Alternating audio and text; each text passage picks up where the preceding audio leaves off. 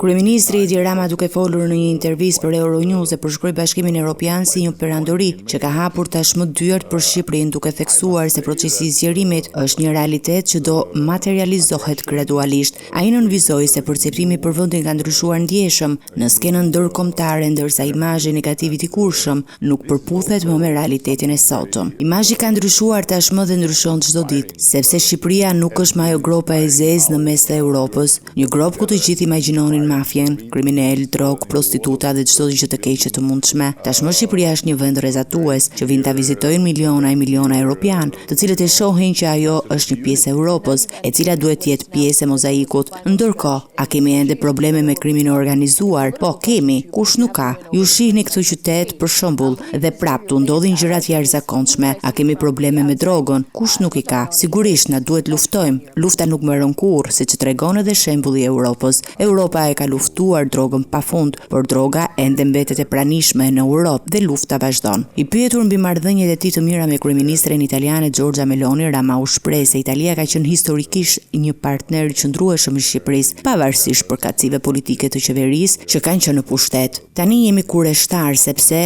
ajo është grua. Ne duhet të themi se kur bëhet fjalë për Italinë ka diçka shumë të veçantë midis Shqipërisë dhe Italisë. Në përgjithësi, me të gjithë kryeministrat italian, pavarësisht partisë apo ngjyrave politike të qeverisë, janë treguar shumë të mirë me ne. Me Giorgian ka një kimi mjaft të veçantë, nuk e fshet dot, sepse është shumë e dukshme apo jo. Përtej kësaj, megjithatë, ai është njëri që priret më shumë të bëjë se sa të flas. Çka më duhet të them, nuk është i pari italiane, por ajo është e tillë. Giorgia është e vetme në llojin e saj dhe nuk jam i sigurt nëse mund të përsëritet, por nuk ka as pak dyshim se më shumë gra në pozicione drejtuese do ta ndihmojnë Europën të jetë më e fortë. Intervista e kryeministrit vjen në një kohë kur procesi i integrimit evropian është një fazë kyçe dhe kur Shqipëria synon të përshpejtojë hapin drejt anëtarësimit të plotë në Bashkimin Evropian.